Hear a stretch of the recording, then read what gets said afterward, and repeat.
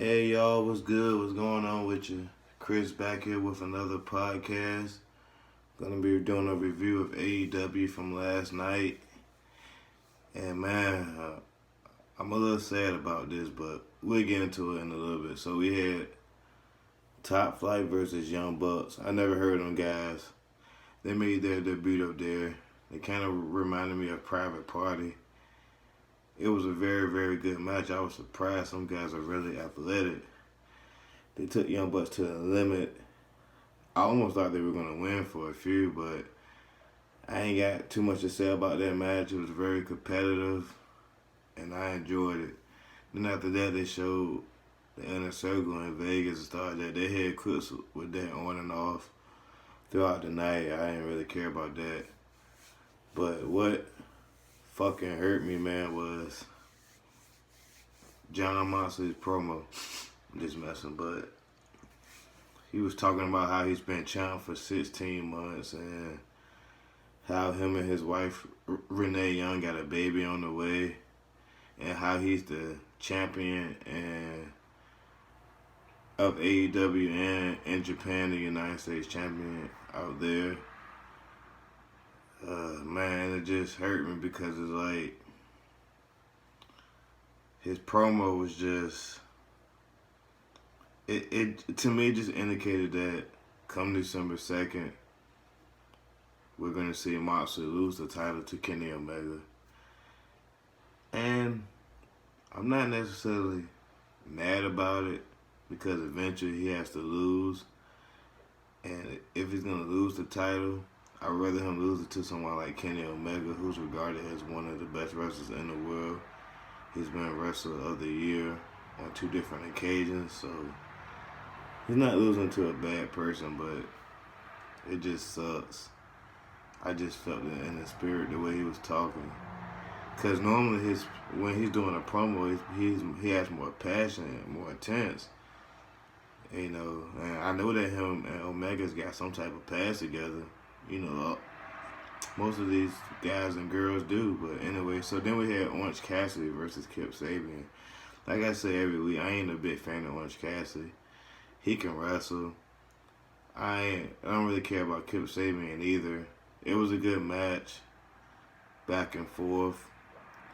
Kip Sabian's guys got involved. Cassidy was able to win the match, and then after Miro attacked Cassidy, that's pretty much it. Then it was supposed to be Moxley versus Omega contract signing. And Omega came out, then they showed that Moxley got attacked. We don't know who did it. I was reading online, they said it probably was some North Carolina boys. And if that's the case, then that means that it was FTR. Then we had Blade versus Pac. So Pac had been going for about 8 months according to the commentators. I believe it was Jim Ross. Anyway, he came back last night. He came back last week, but he has his first match last night, and that was actually a very good match. It was an impressive fashion how he beat Blade. You know, I mean, to be gone for 8 months, he had me thinking like, was he still wrestling during this 8 months? Has he been training? Has he been in the gym? Because this dude ain't missed a beat. It was a very, very, very, very good match, and I was just excited to see the match because, to me, that was the best match of the show. And then, after he won the match, the guys jumped Pat, and then Ray Phoenix came out to help, which we thought was going to be Kingston and them, but he turned on Kingston and them, and he helped out Pat, and then his brother Penta came to the ring. So for all who don't know, before Pac left, he had formed a group with Penta and Phoenix called the Death Triangle, and it looks like that they're back.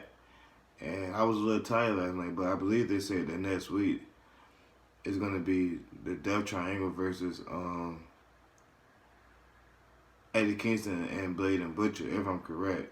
So I'm definitely looking forward to that. It's nice to see that. Then you have Serena D versus Thunder Rosa for the title.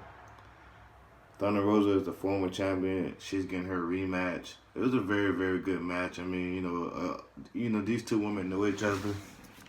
It's not their first time putting on a classic. I most definitely enjoyed it. It's really hard for me to speak on these Japan people. I don't know too much about them. I'm still learning as time goes on. But then we had Team Taz versus Darby Allin and Cody Rhodes. Now, I was shocked that Team Taz won, because Taz was in a good mood. Because anyone who knows Taz know that, oh, that little dude normally, he's not in a good mood. He's always aggressive, and he was in a good mood, and he went out there doing a match to try to interfere, and we found out at the end why he was so happy. But regardless of the fact, Team Taz won. They had Cage pin Allen, which I was reading about, and they were saying that it might be setting them up to face Darby Allin. But it kind of doesn't make sense to me. I mean, he's supposed to be the FTW champion, so I'm like, I guess the title is not relevant. I mean, it's probably a joke title, but, I don't know what's going to happen there. But then in the end, they attacked Darby Allin and Cody Rhodes, and Will Hobbs came out, and for weeks, Will Hobbs had been coming out and helping Cody and them, and Team Taz had been trying to recruit him. Well, this time he turned on Cody, and he joined Team Taz, so that was probably the second most shocking thing besides Dean Ambrose. Oh, and I did forget because I didn't write it down. Brandy Rose was attacked by that young lady from last week. I don't quite know her name. I didn't plan on writing this. Or saying it, but I'm just saying, throwing it out there. So eventually they're going to have Cody Rhodes and his wife versus that lady and Shaq.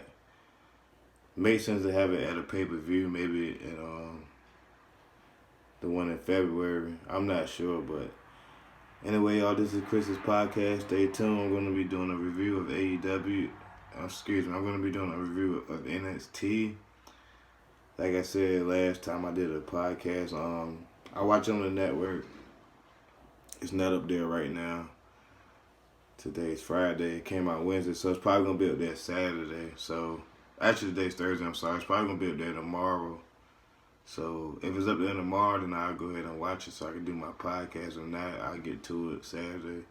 And we got Sunday. I'm going to be doing a podcast Sunday now. I don't know if I'm going to be doing a review of Survivor Series or if I'm just going to be doing, I don't know if I'm going to be doing the predictions first and then come back and do another one or just Survivor Series or just Survivor Series. But either way, y'all stay tuned and thank y'all for tuning in. Thank you.